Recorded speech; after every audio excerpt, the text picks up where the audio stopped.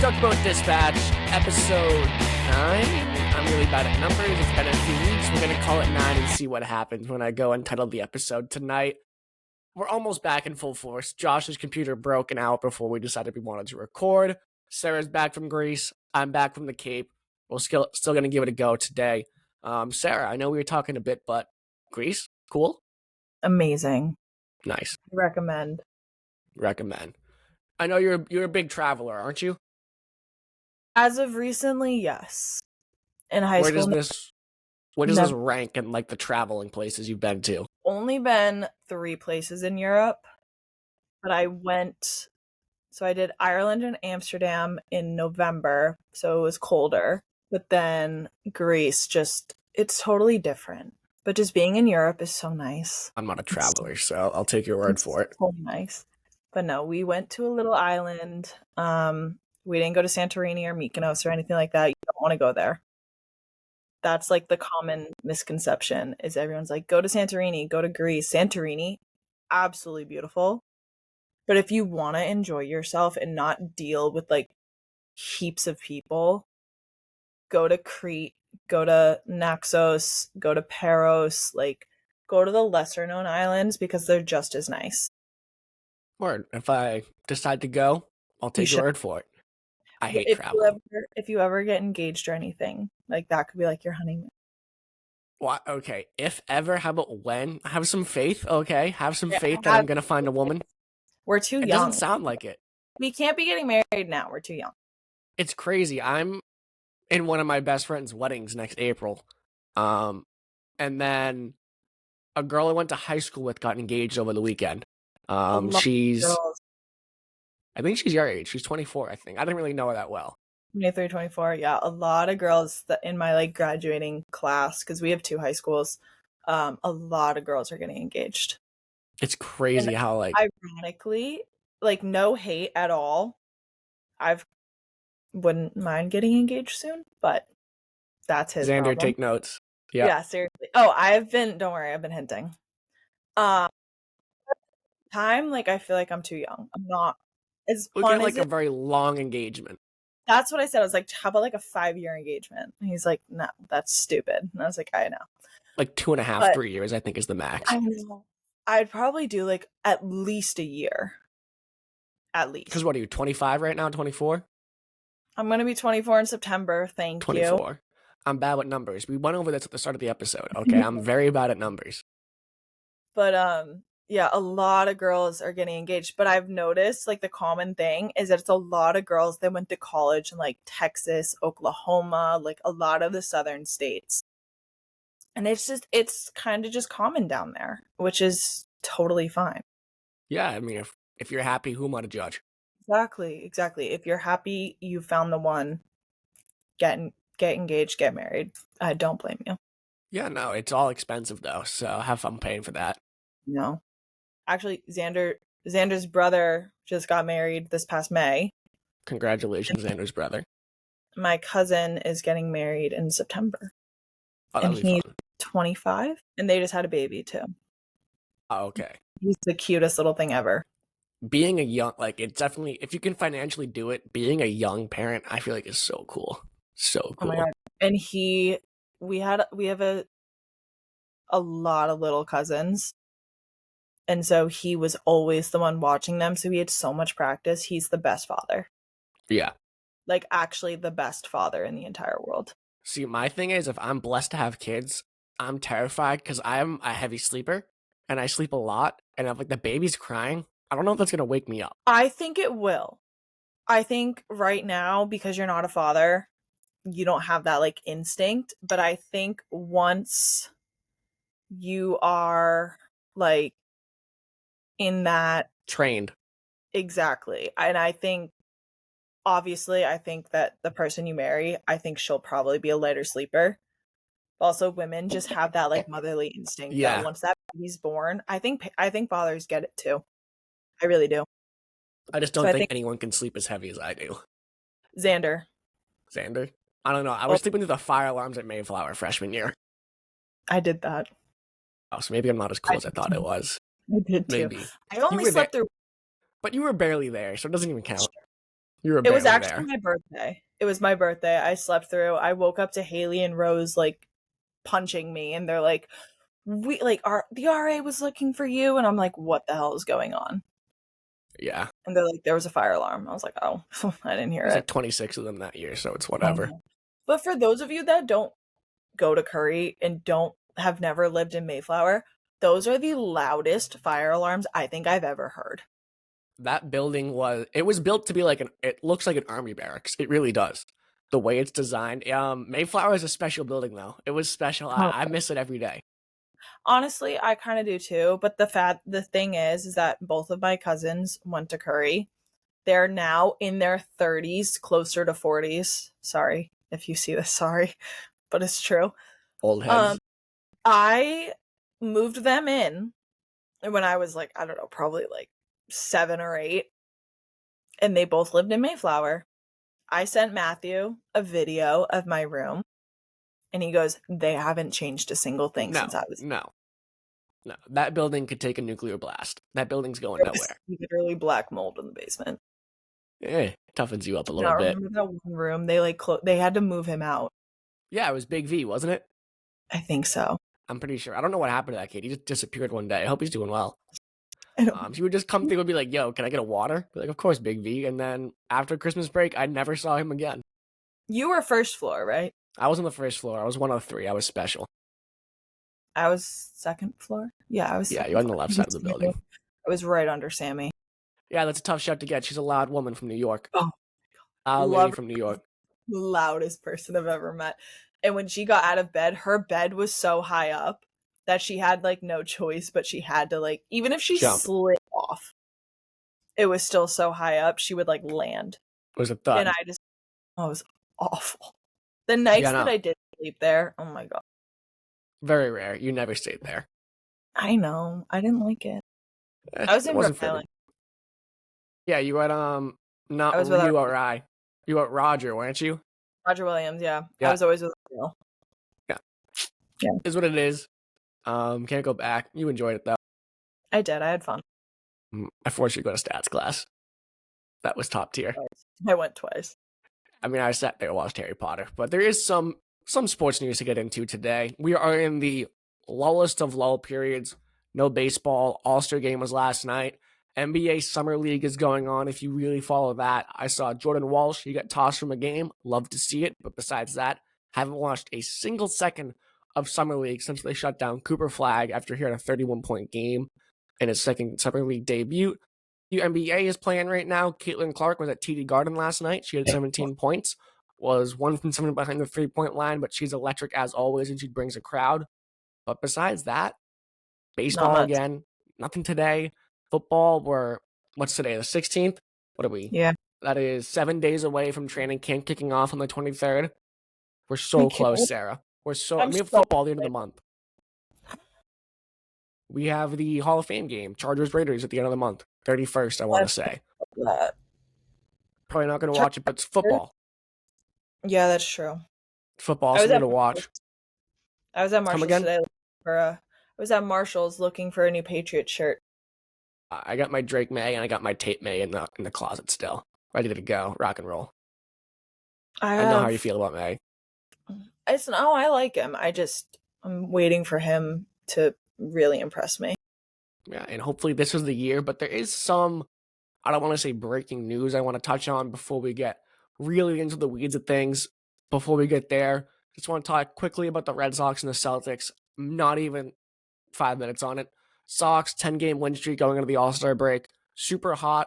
They got to come out hot again, though, because these past couple of Red Sox teams with Alex Cora on the back half of the season, on the All-Star second half of the season, have been horrendous. Last year, they fell off a cliff after the All-Star game. Again, they were the hottest team in baseball going into the All-Star game last year, or the break. And then they came out and they did nothing. They were mediocre at best. So hopefully not the case this year.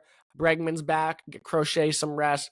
All three of their new additions made the All-Star game. Chapman, Crochet, Bregman, the big three that they signed, all made the All-Star game. Crochet didn't play, Bregman didn't play. Chapman went in for like an inning. That's how the All-Star game works pretty much in baseball. All the pitchers pretty much go for one inning.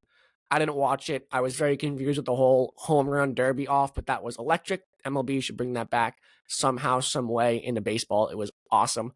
And then the Celtics might sign Damian Lillard, hoping Josh was here to talk about that, but he's not. So we'll get his thoughts next week. Maybe we have some news. I would love it. It would put the timeline on this team. He and Tatum can recuperate, can get back into shape together coming off similar injuries. So that'd be exciting to see as well. And then you have a point guard to come off the bench and kind of lead that second unit, and he can ring chase. I'd love it. Sox better add at the deadline, though. They better add at the deadline. I would be so upset if we had another mediocre trade deadline acquisition by Craig Breslow. He's looking like a genius right now after the Devers trade. They figured it out. They've gotten rid of that bad apple in the locker room. The Giants are below 500 with Devers, and the Sox are above 500 without Devers on a 10-game win streak. They need another pitcher, though. You cannot rely on the Walker Buehlers of the world, the Dick Fitzes of the world, the Sean Newcomb. I don't even think on the team anymore. Sean Newcomb of the world. Bello has been really hot these past few weeks. He won a full game. Crochet won a full game. Giolito's kind of figuring things out again. He's changed a few of his changed some of his pitching movement and his approach, and he's playing better. But Walker Buehler is terrible. Walk him. Buehler should be his name. He's horrendous. They need a starting pitcher. And if you have to trade Jaron Duran to get a starting pitcher, I'm okay with it. I'm very okay with it, Sarah. I think every girl that follows the Red Sox will not be okay with it. But you know what? You have Marcelo Meyer waiting in the wings, and he's a good-looking dude, too. And if you can get Joe Ryan from the Twins, that they've talked about, the guy from the Padres that they've talked about, I'd be very okay with moving off of Jaron Duran. Then you slide Roman over to left field. You can put, say, Don, who's the hottest batter in the league right now, in center, and then you have Abreu in right field, and that's your outfield. And then you get a new starting pitcher. It makes sense if somebody wants him. I'm not saying get him out. I'm just saying if the right deal approaches you for Jaron Duran, you got to take it. I think he's the guy who has the most value in your outfield that you can get the best pitcher for. Yeah, female fans like Sara are going to cry because they think he's a good-looking guy. But you know I'm what? not going to cry, but we'll be upset. You'll be upset. I know plenty of females who are going to cry. But Some you know guys what? might too. Maybe Tyler Milliken might cry. But at the end of the day, Jared Carrabis might cry. I know he and Duran had a little bit of kumbaya moment on their podcast, Section 10. I want to play off in Fenway. That Friday night walk-off with Say Don. I was at a bar on Cape Cod, and it was electric in there. When Say Don, he tagged that ball too. He tagged it, and then the crowd, like Fenway, people want good baseball. You can feel Yeah. the city want it. It's like when that ball went on the air, it was loud. I think the city of Boston just wants another playoff in any Yes, of their teams. I don't think they care specifically. Obviously, like the diehard Red Sox fans want it for the Red Sox, the diehard Bruins fans want it for the Bruins, and so on and so forth. But I think we're just desperate. We're craving a parade. absolutely. I don't think the parade. It hasn't. Besides the Celtics, there hasn't been a playoff game since a home playoff game since the Bruins, and that was a very disappointing series. End of this season, haven't had playoff baseball in October since 2021, since we were freshmen in college. It's been that long. They're craving it in the ballpark. You can feel it when they're winning, and they're hot. The excitement is there in the city, in the stadium. It's electric. They just have to find a way to captivate it, and to captivate it, they have to make a move at the deadline. Yeah. Yeah. I just remembered this, but this has nothing to do with baseball. But there's like little rumors going on that the Bruins might try to trade for Connor McDavid from the Oilers. I've seen it. I don't put any stake in it. I just don't think it'll happen. I just Yeah. don't think he's leaving the Oilers. It'd be cool. It'd be awesome getting him on an original six in Boston. It Yeah. won't happen though. It won't I happen. know. Hey, a Um, girl can dream. a girl can dream. Exactly. And a guy can dream. But I'm not gonna dream about that. I'm gonna dream about Damian Lillard and Jason Tatum pick and roll. That's what I dream about at night. That's what I go to bed at night thinking about. Also, this is like just like kind of gossip, but I heard that Tatum and his wife might have split. I don't know if he had a wife. I thought he had a baby. He had a girlfriend, I think. And he had I a don't baby know. mama. I assumed it was a wife, but I heard on the radio. I dropped Xander off at the 7 a.m. boat this morning. Oh wow, that felt like yesterday. this morning. Fighting through Boston traffic was not fun. But I heard that they are separating or they've broken up, but it's just a rumor. So if it is, I believe he has a girlfriend. I don't know. I think it's a WNBA player, or maybe that's Jaylen Brown. But I know he's got a baby mama with Deuce, who is in the Let me picture, but she doesn't want to be in like the limelight, which is totally fine. blame her. No. No, it says And Deuce wife. is like, he has. I don't know he was married. Wait. Oh. I did not believe. I didn't know Tatum was married. I was So pretty wait. sure he had a girlfriend. So his baby mama is Ella May. Yes. Sings Boot Up. Do you remember that song? You Nope. definitely know that song. You know I'm sure it. if I heard it. So apparently they are no longer together. So they welcomed what's He's his got a baby? daughter now. He's got a Deuce and a daughter, I'm pretty sure. Okay, wait. So I need to look up children. Yeah, because he's got Deuce and I believe he's got a daughter. I don't know if it's the same baby mama or not. So high school girlfriend had Deuce. Yep. So wait, does Tatum have a second child? He does. He had a baby. It's saying August 10th, 2024. But who are his baby mamas? We'll have to get back to that. I know you'll do your I'll do some. Instagram. I'll do You'll some do your digging. Instagram social media stalking, digging FBI female agent stuff, and you'll probably have an answer by the end of the day. I'm not that Hmm? good. Not that good at it. All right. Well, we'll My have an answer next week. Oh, so you'll bring in the big guns. All right. We'll get an answer on Tatum and his potential baby mama situation. Maybe Tatum's single and Duran's out, and women in Boston can Focus chase after on that. Yeah. Tatum's better looking anyways. But moving on, there was an article today that was released on ESPN. It's right there. It's right there. Article today released on ESPN. Bill Belichick and Robert Kraft are having yet another pissing match in the media. And we'll get into the whole reason why this is happening now.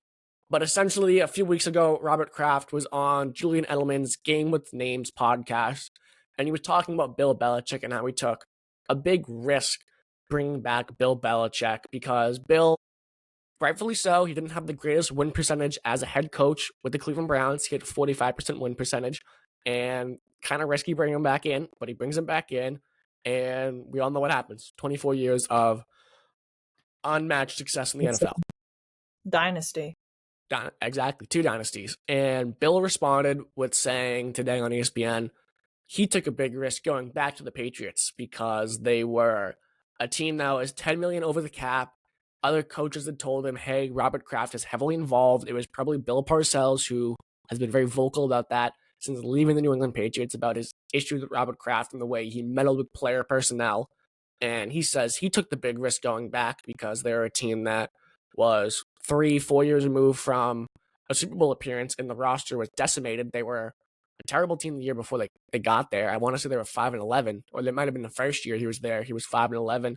So he finally gets them under the cap and then drafts Brady, brings up Brady, replaces Drew with Brady, and the rest is history.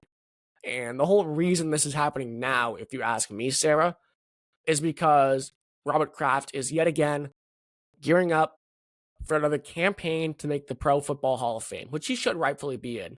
But Yeah. for some reason, year after year after year, he has been snubbed from the Pro Football Hall of Fame. It's because he's the owner of the Patriots. That's all it is. No one likes the Patriots unless you're from New England. I think it's more the fact the way that he campaigns bothers the people. I have no clue who does the voting for the Pro Football Hall of Fame. Whoever's Neither. on that committee. I know in baseball, it's like the beat writers have a lot of say in the Baseball Hall of Fame. I don't know how it works in the NFL or the NBA. It's only because I know a guy who has a vote for the MLB, Okay. which is why I know how that works. Big sick brag, little self brag right there. But either way, I don't think they like the way he campaigns, and his campaigning has very much been trying to be like, ooh, look at how much I did to keep this dynasty going. I was able to keep Brady and Belichick together for 20, 22 years, whatever it was, and I was able to do this, this, and that, and I was able to control Bill and, keep Tom happy and all that, and I brought them all together. When really, as an owner, the only I don't want to say the only impact you have is fronting the bill, but a lot of Yeah. it is committing to paying a lot of money to win. Yeah. And like that's the thing though, is that a lot of fans don't know this. Well, the fans know this, but a lot of people that hated on us this entire time, like throughout the entire dynasty, Tom took pay cut after pay cut after pay cut. So did Edelman, so did Gronk. And like so did Amendola, like all of the big names, they all took pay cuts so we could bring in new fresh talent. And that's why the dynasty carried on for so long. And honestly, I don't really think Robert Kraft had much to do with that. No, I if you're think going to primarily Bill and the other coaching staff. if you're going to rank the importance of, Tom, Bill, and Kraft, you can make the argument for Bill and Brady. I'm taking Brady because he's eventually the guy that's in between the white lines. But Yeah. Kraft's at the bottom no matter what. Whatever way you Yeah. want to cut it, he is 5%, Brady 50, Bill 40, or that I doesn't even no, Bill 45. Yeah, I've always kind of viewed the owner as like someone that's just kind of like a backseat driver. Like they're making recommendations, but at the end of the day, you don't really have to do exactly what they want. But at the same time, you have to. A backseat driver might be too little credit because I do think the if an owner wants to win, that will seep all the way down throughout the building. And if you have a bad owner who doesn't really care, like the Jets have a terrible owner, and that plagues the franchise as a whole because you're consistently turning over head coaching, turning over GMs. If you have an And owner who yeah, footing. if yeah, you can't get a footing, you can't build a foundation for a team. So I do give Kraft credit for giving Bill the ability to make some very tough decisions early on in his tenure with the New England Patriots. He cut a lot of guys those first 3 years, and then even after their first Super Bowl, they get rid of Lawyer Malloy, who was one of the most popular guys on the team, and letting Bill take Brady over Drew was an incredible leap of faith for Yeah. Robert Kraft. Yeah. So I do give Kraft credit for allowing Bill to make those decisions. And then even you mentioned Brady taking pay cuts. Bill consistently let guys go a year or two before they were really done with their, a year or two left where they could really produce at a high level. He was willing to let guys go before they were completely washed up because he didn't want to pay them. So I give Kraft credit for allowing Bill to kind of do what he wants, but he wasn't as important as Kraft thinks he was in his head. But we all think we're more important than we want to be, or than we Exactly. actually are. I do think that taking a build back, yes, it was a gamble. It was a gamble for both of them. Like, I don't think they should be fighting over who took the bigger gamble because at the end of the day, both sides, yeah, Bill didn't have a strong resume in Cleveland. Patriots didn't either. So at the end of the day, they took a risk on each other and it worked out beautifully. So instead of looking at the past, let's just appreciate what they did together and be like, damn, we made history. We did damn good. And everyone in America hated us for it. Yeah, and I think this is the first time Bill's kind of clapped back at Kraft because Kraft has taken dig after dig after dig at Bill since he's gone. The Dynasty Apple series was pretty much all a dig at Bill, if you really want to look at it. Um, and he's Which, gone throughout. He's done a lot through in the media, like little jabs here and there. yeah, but I think, first of all, I don't think Robert Kraft should be saying anything negatively towards Bill. I think that's very immature. And I think Bill only said something back because, like you said, it's just been building up. Yeah, And and that's not fair. no, it's not. But also, this is the first year Bill Belichick is eligible for the Pro Football Hall of Fame. So Mm, imagine the spike Kraft would have if Bill should get in first try, what? no Yeah. questions asked. He first ballot Hall of Famer, first time, Yeah. no questions asked.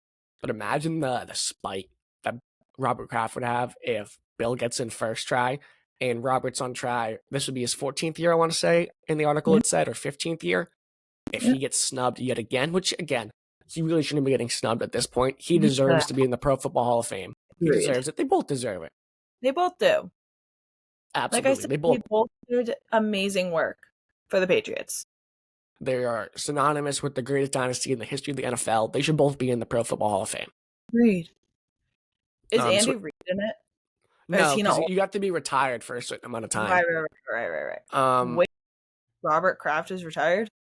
well, like an owner has, as I think it's like a certain age an owner can be eligible That's what I for the thought. Pro Football Hall of Fame. The owner rules are different, but for players, coaches, it's typically you have to be retired for or out of the league 3 or 4 years. I want to say That makes is sense. and that's how it works in most sports. We haven't had Bill for 3 or 4 years.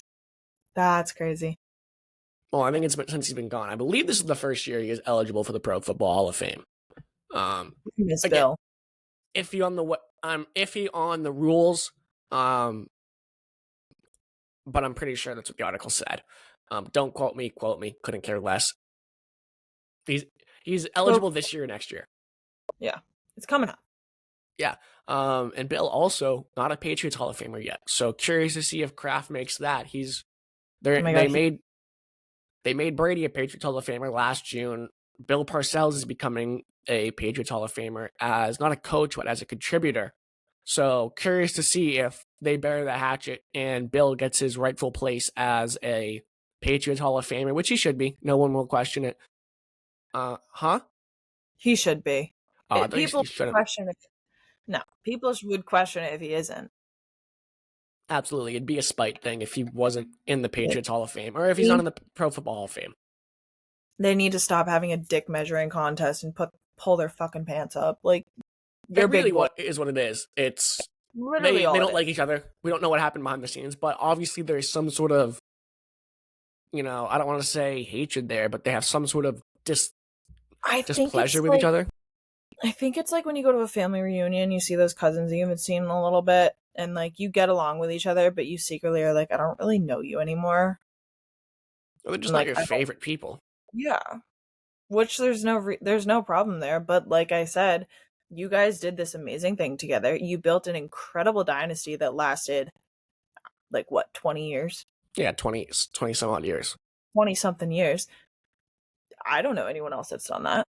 No, it hasn't been done in the history of sport, essentially. Exactly. Unless you go to the collegiate level, you could probably find it there. But even then, but those rules are different in professional sports. Yeah, exactly. Like old UCLA teams.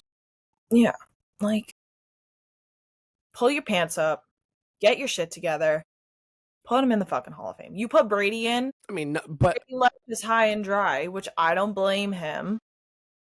But when he retired the first time, 10-page freaking slide, all the bucks. He did not say one goddamn thing about the Patriots in that original post. And you put him in the Hall of Fame first. But the Krafts and Brady are on infinitely better terms than they left on better terms than Bill and the Krafts left.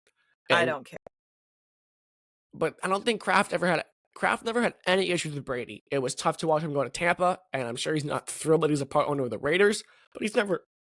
Brady's like his extra son, is the way Kraft says it. But like, would Kraft let Brady be a part owner of the Patriots? No, he's not giving up any ownership of that team. Exactly. Any ownership. They're worth billions of dollars. Yeah, I know. Trust me, I would love to own that team. First thing I would do is Garrett and May and be like, come on, Trev. You got about $8 billion in your pocket, just blowing a hole there. I don't even think I have $10K in my pocket, okay? Yeah. Like, please, I'm a waitress. Yeah. Hey, gotta believe. I know. I'll get there someday. Hey, Kraft is a paper salesman. So as a paper, the Krafts are paper people. If you really want to get down to it, that's where they made their money, in the paper business. That's true. So you never know. Mac and cheese, I'm like, no. No, they were paper people. I don't really know what they did in the paper business, but I just know they were paper people. Maybe box company. There was something like that, like paper box company people. Yeah. But that's neither here nor there. But interesting to see where that situation goes. If Kraft will fire back, if Brady will get in the mix, I doubt it whatsoever. If he does, I'm sure all players will say, yeah, Bill deserves to be in the Pro Football Hall of Fame. So should Kraft. Bill should be a Patriots Hall of Famer. We'll see where it goes. We'll keep an eye on that situation. But transitioning now to, we've done this every single week for the past few weeks, where we look at a top 5 of some sort of NFL position. We've done quarterbacks, running backs, wide receivers. This week is tight ends. I was very sad that we did not have you last week for the wide receivers, Sarah, because it is always a treat looking at your list, because there is always just, besides your running back list, there is just some player on there that I'm like, I need Random. the explanation. At least you acknowledge it. Like in the QB list, it was, I'm not putting Patrick Mahomes on my list. I don't care. I don't like him. And that allowed Jaden Daniels to make the top 5. And with the wide receivers, at number 5, you had T. Higgins. I love him. And He that just is makes why T. Higgins is at number 5. and I if you have assume. a problem with it, suck my toe. I don't care. All right, and Sarah likes getting her toes sucked. You heard it here No, first. it's just that it sounds better than suck my dick. Fair That's enough. a Fair enough. show. Not really. Fair enough. 50-50. We try. But yeah, I loved it because we always get the comment of like somebody or like my friends will text me and be like, "What is Sarah doing?" And my response They is don't the know same. me. They don't know me. My response is the same every single time. Is Sarah is going to rock with her players as hard as she possibly can. Like, yes, Josh and I look at this more of a ranking list besides like a favorite list. Sarah says I'm putting my favorites on there no matter what. I do not care whatsoever. My favorites will make the list. Hey, if you're not supportive of your people will not go anywhere. Just watch. Next year, both of you will have T. Higgins on your top 5. Guarantee it. I don't know if I haven't been. He's fringe top 10, I would say, in my list. I have to really think about it. That's fine. You got Nico Collins, you got Puka Nacua down there. T. Higgins is somewhere around that top 10 spot. I'm gonna have to really think about it. I love him. It would be very interesting to see now if T. Higgins had left the Bengals, and let's just say hypothetically he came to the Patriots and was the clear-cut number 1. Relax. How he would have performed as the clear-cut number 1, not alongside Jamar Chase. I think would have been very interesting, but we don't have that chance because he re-signed. So maybe you know something that I don't. I don't think you should have. I do. I think because I watched like T. Higgins, Trevor Lawrence, Travis Etienne. Like I watched all of them play when they were at Clemson, and I feel like I really saw like what they were capable of. And I know that the NFL is a whole different story. But at the same time, like I know what these guys can do, what they're capable of, especially performance-wise. That's why I ride hard for Trevor. That's why I love T. Higgins, and that's why I love Travis Etienne. And I love that Travis and Trevor are together on the Jags. I know that Travis Etienne had a shaky year last year, and that's why he didn't make my list, but I know what he's capable of. And I know that he could get there. Maybe not this season, maybe next season. I don't think he'll be at his full potential that he was at college because he's had a few injuries and a few setbacks, but I still think he's a good player. I mean, he made the NFL and he does start. Absolutely. But with that being said, and again, it's really tough to watch somebody in college and then go to the pros and not root for them. I did the same thing in the NBA all the time. Like Marvin Bagley III in the NBA was a bum, but at Duke he was my guy. And Jarrett Culver, kind of the bum in the NBA.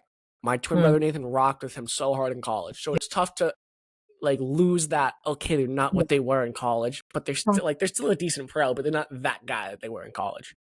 Like the amount of crap that I get for loving Trevor Lawrence, I'm just like, that's the other thing about me. I don't take any of your comments personally. It rolls right off my back. Or I'll just clap back at you and you delete your comments. Like, if you really want to get into it, don't catch me on a bad day. All right. Watch out in the comments when you want to come at Sarah's top 5 list. So let's get to our tight end list. I struggled with this list most out of all of them because that 5 spot was like, I don't want to say it was a gimme, but I was like, who the hell am I going to put at 5? Yeah, I don't know. But Sarah, as always, for 1. Okay, I didn't struggle with like my top 3, but 4 and 5, I was like, not even top 4. I knew who I wanted in the order I had figured out. But at 5, it was, I guess I'll just give it to him. Like you'll see when we get to 5. But as always, Sarah's ladies first. You can go 1 to 5, 5 to 1. Just state which order you're going. I'm gonna go 1 to 5. This one might surprise people because I'm not really going based off of this season, but I really like him. I think he's a goofball, and I kind of just like want to pinch his cheeks and be his friend. So I'm going with George Kittle. All right, number 1. I don't hate it. You'll see in a little bit. I do think that he did not have the best season he possibly could have last year, but I think prior seasons he has done pretty well. I just really like. It was also tough for the Niners as a whole because they're like everybody on that team. I feel like had an injury at one point in time. They were injured on that team. But George Kittle still, when you look at tight end, it's interesting. And it's tough for me to rank a tight end because some teams, their tight end is the extra blocker, and that's a huge role in the tight end position, which is really hard to. I'm sure you can look up the stats and find a way to measure it. But just watching the game is very tough to be like, okay, this guy is like we knew Gronk was a great run blocking tight end. That guy was a brick wall. Exactly, but it's tough to evaluate how important that really is with the team. Like, yeah, blocking is hugely important when it comes to run blocking, chipping and running out for a quick little out route. It's tough to evaluate and really explain how important that is. And I think Kittle is the guy. And when you look at tight end, there's not an area of his game you would consider weak at. He can block, he can catch. He's very versatile. He's a smart football player. And on that Niners team that does so much offensively with pre-snap motions and things of that nature in that Kyle Shanahan offense, I think does a great job. I agree. At number 2, this might surprise some people, but again, I don't care. Sam Laporta. I love Laporta. I was huge on him coming out of college from Iowa. Yeah, I love him. I think he did a really good job at the Lions last year. So his rookie year was better. He got in the end zone more and caught more passes, but I think his sophomore season he was asked to do more overall. Yeah, I think that his role or his work. How do I want to say this? His workload became a little bit more than what it was his rookie year. So like you said, his rookie year, he was in the end zone more, blah, blah, blah. He still had 10 touchdowns, which I feel like for a tight end, pretty good. Yeah. Not the best, pretty good. But at the same time, like you said, that tight end needs to be able to block. He needs to be a dynamic player and like move around on the field. And so because I think it was his sophomore season, he was asked to do a little bit more. I think he felt a little bit more comfortable with the team. So he felt the support that he needed to be able to take on that workload. And so many mouths to feed on that offense too. Exactly. Amon-Ra, Laporta, Montgomery, Gibbs. They have the other wide receiver at wide I can't think of right now. Yeah. All right. Crap. Who did I have at number 3? Okay. I don't love this. This one was hard for me because I really didn't want to put him on this list, but I'm going to because of the way he played, not last season, but the season before. Travis Kelce. All right, so you have him a lot higher than I do on my list. Yeah. Don't get me wrong. He played like shit this season. I don't know if it was because of Patrick and his incompetency or if he just was like the limelight was getting to him because he's getting a lot of attention because of Taylor Swift. Yeah, he definitely has more eyes on him. They're very cute together. I support it. I like the relationship. But at the same time, I'm just kind of like, dude, do your job. Yeah, he definitely had a down year production-wise, but he's still Travis Kelce. He's still super reliable with Patrick Mahomes. Exactly. And like I feel like he took on a lot of side quests this year. Like he had a few cameos in a few movies, commercials. Like he did a lot of stuff. He did some modeling. Like I feel like his he wasn't completely like set on football this year or last year. And I really hope that changes for him this year because he is a strong tight end. But I also can't stand when people compare him to Gronk. Yeah, that bothers me because Gronk is clearly better in my eyes. But Travis Kelce is on the older side. He's on the back nine of his NFL career. He's probably looking at retirement. He also looked a lot heavier last year. I don't know if that was just because he had like the beard, but he looked a lot heavier, and maybe that was slowing him down. Maybe they wanted to do more run blocking in that sense. But I still think he's a top 5 tight end. He's not a 3 for me, but he's definitely a top 5 tight end. Okay, at 4. Oh, I'm gonna get crap for this, but I really don't care. Evan Ingram. Okay, that's where I don't have Ingram on my list. I just know because Trevor Jacksonville, that's where he gets the bump. Exactly. I do like him. I really do like him. I think he's gone. He's not in Jacksonville anymore. I know that. I think he went to the Broncos. I don't know where he went, but I know he's not. I mean, I don't even know if I would have had him in my. He's not. I don't think I have him in my top 10. If I were to do 10, I would have Ingram 10. But I would love to hear you out. Hear me out. Listen. When Trevor had that dirty hit in November, I believe it was December 2nd, Ingram was the one that walked over and ripped him off of him. Now that to me, I have more. Okay, I have more. I know, but I know where you're going with this, and or just like your loyalty to your teammates. I appreciate that. I like that a lot. I don't do these lists based off of just like pure talent and stats. Like I kind of do them based off like your character and stuff like that because that's important. It's your top 5. You can do whatever you want with it. I know I can. But at the end of the day, I do think he's like not the best. I don't think he's the best in the entire NFL, but I think his character makes him a strong player. And like that he's ride or die for his teammates no matter what. I really do appreciate that. And he had a few good plays, not to mention he did get hurt this year. Yeah, he missed a lot of games with I feel like I want to say a shoulder injury, but I don't know if that's right. I know he had an injury. He missed a couple games. I think it was his Achilles, but I might be getting that mixed with Higgins. I don't know. He was my tight end for fantasy, and I regret that heavily. But he still makes your top 5 at number 4. Yeah. I like the number 4. All right, who's your 5? I don't remember. Hold on. I didn't write it down. I kind of just like threw it into my brain, and like my brain is not functioning at the moment. All right, well, if it comes back to you when I do my 5, let me know. Currently, Sara has the top 4, missing 5. First show back, it's gonna be. We knew it was gonna be a rough one. Yeah. All right, so my top. Huh? He did this in the dressing room at Marshall's, waiting for my sister. Fair. My 5, my number 1 is also George Kittle. I think he is aging gracefully. Another 1,000-yard season. Doesn't get in the end zone as much, but on a Niner team that was struggling this year, they were missing CMC, they're missing Ayuk. Debo had a down year. He was the most consistent offensive factor, and overall run blocking. Just being intelligent. Wide. He can also catch the ball. He can run block, things of that nature. I take George Kittle number 1, and I think he's due. And I know I don't do these lists thinking like for this upcoming season, like they might have a breakout year here, which is stupid to say because Kittle's already my number 1 tight end. I think he's going to have a very good year this year. No Debo Samuel anymore. He'll be that gadget guy, tight end. Kyle Shanahan's going to get creative. Brandon Ayuk coming off an injury, who knows what he's going to be.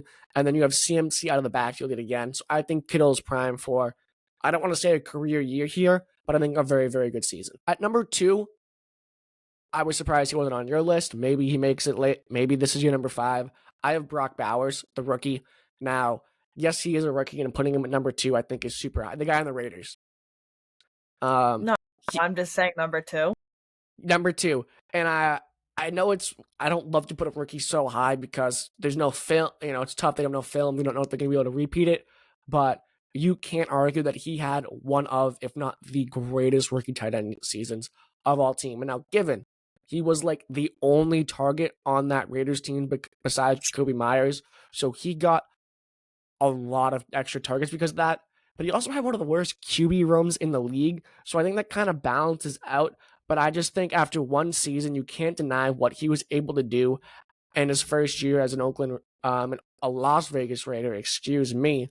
So that's why I have him at number 1. If you look at a pass catching, like tight end, he was the clear-cut number 1. He had 1,200 yards, 5 touchdowns. He had 112 receptions. you can't deny the talent that guy has. And on 153 targets, he got a ton of production. So I have him at number 2.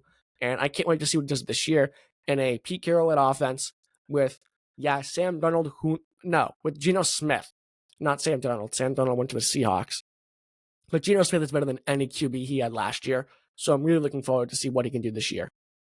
Some people, I'm looking at a few lists online right now, and some people have him listed higher than George Kittle. Yeah. And if you want to put him up there because he caught more passes and was more productive in like the pass catching sense, I'm not going to say no. He also he has the perfect look for a tight end. He's pretty much balding already at like 23. He just looks like a tight end. Whereas George Kittle's opposite. His hair is literally flowing off his shoulders. Yeah, but they're the exact opposite like look of what a tight end. I feel like you got to be pretty much like this dude is pretty much balding, or you got like a ridiculous look going with George Kittle with the man bun and the hair going down the shoulders.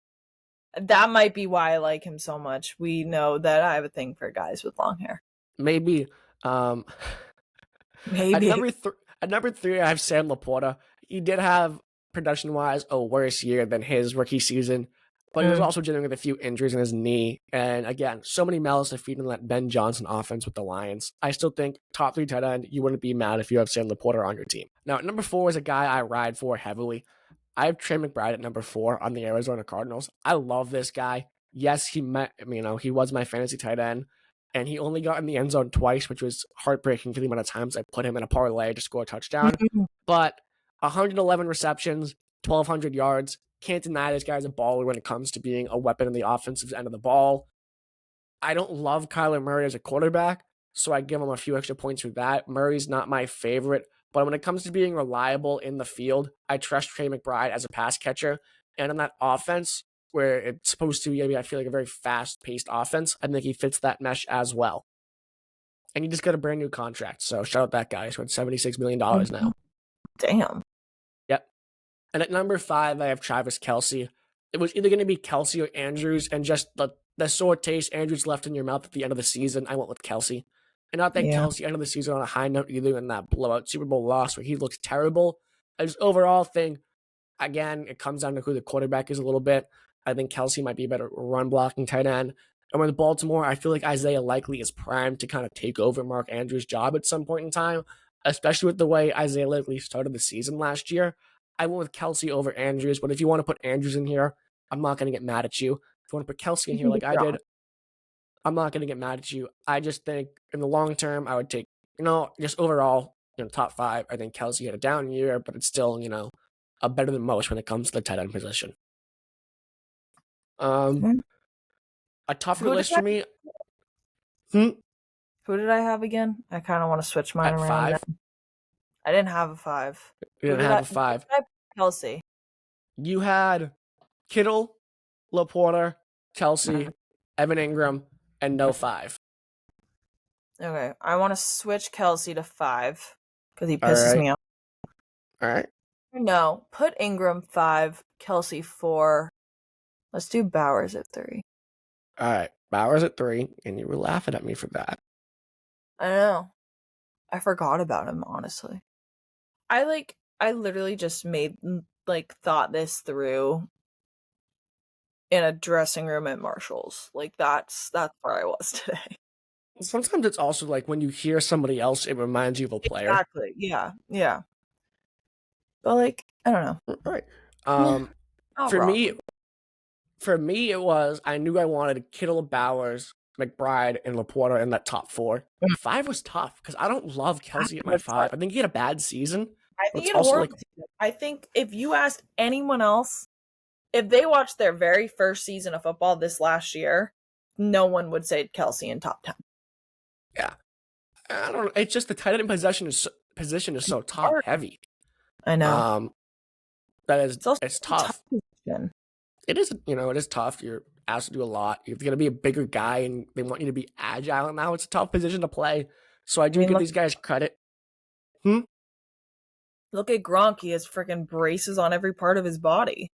Yeah, and it was because he was so big. The only way they could take him out was by the knees, and his knees were just empty. Well, back in that NFL time, that's when people played dirty. Cheap shots everywhere. at the Nowadays, beginning of his career, he was kind of in that. The NFL was coming around because of Dr. Will Smith Mhm. with the Yeah. concussion movie. Yes. Player safety was more of a focal point, and the late, once Gronk got into the league. But even if 10 years ago, the league looked different. I God, if know. it been 15, I The think way Gronk came Brady in 09. used it. I mean, it really is a safer game for the better, but it is missing that. Yeah. I don't want to say And missing that, but but you know what? If Patrick Mahomes wants to bitch and complain about being tapped on the hip, I would love to see him get smoked the way Brady did. it all comes back to that. No I matter hate what, it. whenever we talk football, it always comes back around your hate for Mahomes or your love for Lawrence. It always comes back to that when we talk I football. talked about Lawrence in a few episodes. I talked about him the last time we were on, but because we were like he was brought up. Or no, the last time I talked about Lawrence was during the quarterbacks when we did the quarterbacks. Yeah, which was a few Yeah. weeks ago. It was almost a month ago, I think, at this point. Yeah. I try not to talk about him too much unless he gets brought up. No, I I was do. actually, I don't know who I was listening to. I don't think it was EEI. It might have been like on TikTok or like Get Up or something like that. But they were doing like, who would you take, like Lawrence or so and so? And I was like, where's Sarah when you need her? Need her? She would. Lawrence. I was like Lawrence or Herbert, and they were debating. I go, this isn't even a debate. It's Herbert every day of the week. No, it's Lawrence. But that's okay, but that's not a fair debate for us because you ride for Herbert and I ride for Lawrence. But if you just look at the stats, Herbert has better stats. I don't give a fuck about stats. Has Trevor Lawrence ever thrown over 5,000 yards? Not proved that I don't care about stats. Fair enough. Fair enough. Fair enough. All right. That's on me. That's on me. I take that one on the chin for not knowing that. I hate Next I don't week, stupid. we're gonna do top 5 cornerbacks in the league. I already know who I want in that top list. Again, if you need to do a little research, do some research. It is tough, Are we doing corners and safeties or just corners? just corners, I think, because we'll do corners, we'll do defensive linemen, and then we'll do head coaches, I think. And then by then, because next week will be the week of the 20th, the week after will be the 27th, and then the third week will be in August. And at that point will be August 10th, that week of the 10th, will be when we're done. So then we'll have the 10th, 17th, and 24th to kind of do preseason predictions. And then we're pretty much at the season. Are we gonna do centers? I don't know any if you want David to. Andrews. If you want to give him love, if you want to do a top 5 players you love, we can. If you want to do that. Maybe we'll do top 5 favorite players, then coaches. Deal. And then because that'll bring us to the week of the 10th. Yeah. We'll brainstorm a little bit. Maybe we'll definitely do corners. We'll definitely do linemen. Maybe another defensive position because I feel like, quarterback's its own position. You do running back, tight end, wide receiver. You do corners. We don't have to. I think we should do like our top 5 favorite players instead of like defensive people. Maybe we'll brainstorm it a bit in the group chat because it is tough because I don't want to not highlight the defensive side of the ball. That's true. But it's definitely the players you know less, unless you're like the Myles Garretts or the Sauce Garners, or the Pat Surtains of the world, or the Fred Warners. They're definitely the players you know less, and I don't want to not highlight them. I want to let people think we know ball. And I feel like if we just brush over that, nobody would think we know ball. That's true. My goal in life is to be a certified ball knower, CBK. That's my dream in life. Okay. Yeah, we'll do corners, but real quick before we duck out of here, I do want to do a quick tourist attraction. I don't know if you brought anything. It's not on the rundown, but I did, and all right. Well, let's end with mine because Conor McGregor is a scumbag, and I have not liked this guy ever since he was popping off in the UFC when he was really, really good, and now he's a bum. Ever since he lost to Khabib, I think he's a scumbag. I think he's a horrible person. And he's back in the news because he was sending pictures of his Johnson to, I wrote it down so I can get the poor lady's name right. Oh my God, where did I put it? Azealia Banks. Azealia Banks. And he's back in the news. And her responses were hilarious. She posts the pictures online so they get leaked and everybody can see them. And her responses, what's up? Isn't he married? Yes, he is married. He's got kids, I think, too. He's a horrible person. He's a scumbag. I liked him at the beginning. He did fit like that ooh, Irish, I'm gonna beat your ass type I of guy that you tried. would love. I mean, I'm Irish, so like Irish support Irish, and like I don't know, I liked him, and now like after he was accused of sexual Sexual assault, assault. I don't know what happened with that, so I don't know if he was convicted or not. So I don't want to say like he sexually assaulted someone. I just want to say he was accused of. Yep. But yeah, I mean now this, I mean he probably did sexually assault someone, but you can't make assumptions. You never know. No. What you can assume though is he is a scumbag, and I won't say it to his face because he'll beat me up. But he's not a guy I'm a fan of. I think he is a horrible human being. I think he had one of the highest highs in the UFC at his peak. But when he lost to Khabib, he completely something snapped in there. And I'm not a fan. I never have been a fan. He has some of the greatest quotes of all time that you can play in a meme. But besides that, I think he is a scumbag. He's a horrible human being. He probably cheats on his wife. I mean, he's obviously cheating on his wife. I don't I know if mean he has children or not. that is cheating. Yeah. Uh, I can think about it for a minute right there. Yeah, just terrible human being, scumbag. I know that he has like a cult following still. But I just want to make it very clear I am not in that cult following. I cannot stand him. And scumbag. That's the only word I can come back to is just a scumbag. I was thinking douchebag, but okay.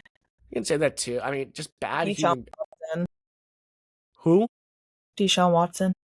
Yeah, bad guy. Um, yeah, I wanted to throw that out there. It's in the news. I don't really watch a lot of UFC. It's not my go-to sport. Same. It's tough to watch. It's on so It late is. at I night, can't the watch main stuff like events, that.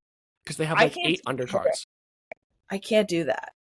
So I can do like the fighting. I think it's fun to I can't. watch, but it's I just can't. like the fight you want to watch is always on at like 1 in the morning, and it's pay I per know. views. Then you gotta legally stream it, and then the stream never works. It's just a pain. Yeah. I know. I know. Absolute pain to deal with. I know. My friend one night came over and wanted to watch like a UFC fight, and I couldn't even tell you who it was. That's just not something I watch. It's not something I enjoy watching. Thank God Xander doesn't really. I don't really know if he likes UFC or not. Don't think I'm gonna ask because I don't want to put it on his radar.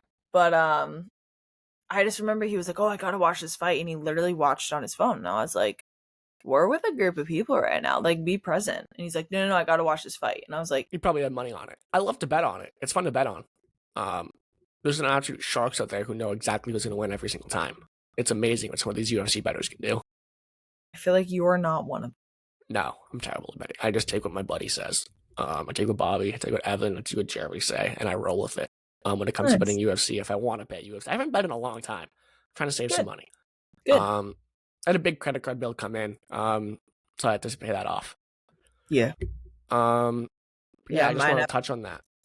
Mine after Greece was not pretty, so. Yeah, I just wanted to touch on that because I can't stand the guy. I really just something to add to the list. I mean, I'm pretty sure he's gotten a few like domestic abuse charges. I don't want to say domestic abuse, but like he's beating up people in bar fights pretty bad too. Yeah, he's definitely gotten like assault charges before. Like that's what the word was, assault, not domestic abuse. Domestic abuse is like family, friends. Yeah, so bad guy. I think he's a loser. That's gonna wrap it up. Episode 9, 8, 10. We'll figure it out when I title this. I think it's 9. Follow us on Instagram at the Duckboat Dispatch. Follow us on TikTok at the Duckboat Dispatch. Subscribe on YouTube, Duckboat Dispatch. We're gonna post the top 5. We will get Josh's. He'll make the graphic. We'll see how long it takes him this week. I have to beg and plead on my knees for him to do this sometimes. It's really embarrassing in the group chat when it happens. Pure entertainment. Well, I usually text him privately, but when it gets really bad, I'll throw it in there to get like the extra pressure of you being in there. And I know he'll kind of like, I'm like, ooh, maybe he'll just be like, yeah, my bad. I'll own up to it.